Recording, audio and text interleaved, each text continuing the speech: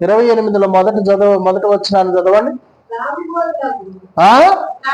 త్రాగుబోతులకు ఎఫ్రాయిమీల అతిశయ కిరీటమునకు క్షమ. ఏముందంట? త్రాగుబోతులకును అతిశయ కిరీటం పెట్టుకున్న వాళ్ళకి క్షమ. అతిశయ కిరీటం అంటే ఏదో తెలుసా? అహంకారము, గర్వము, మత్సరము, కలహము, ఒక వ్యక్తిని ప్రియులైనటువంటి దేవుని బిడ్డలారా ద్వేషించే మనసు, ఒక వ్యక్తిని అసూయపరిచే మనసు, ఒక వ్యక్తిని ప్రియులైనటువంటి దేవుని బిడ్డలారా అవమానపరిచే మనసు, ఒక వ్యక్తిని ప్రియులైనటువంటి దేవుని బిడ్డలారా హేళన చేసే మనసు ఉంటే ఆ కిరీటానికి ఏంటంటే ఘనత ఉందా? ఘనతలు ఉన్నాయా?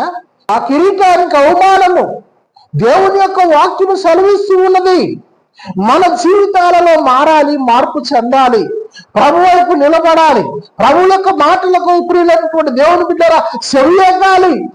ప్రభు యొక్క మాటలకు చెవియెక్కోకుండా ఈ లోకానికి, లోకపు క్రియలకి, లోకపు స్నేహానికి, లోకపు బంధువులకి, లోకపు అక్కజల్లలకు ప్రియులైనటువంటి దేవుని బిడ్డలారా ఈ లోకంలో నువ్వు ప్రాధాన్యత ఇవ్వచ్చునేమో కానీ, బంగారానికి ఎండికి ప్రాధాన్యత ఇవ్వచ్చునేమో కానీ, అన్నదమ్ములకు ప్రాధాన్యత ఇవ్వచ్చునేమో కానీ, ధనానికి ప్రాధాన్యత ఇవ్వచ్చునేమో కానీ, భూములకు ప్రాధాన్యత ఇవ్వచ్చునేమో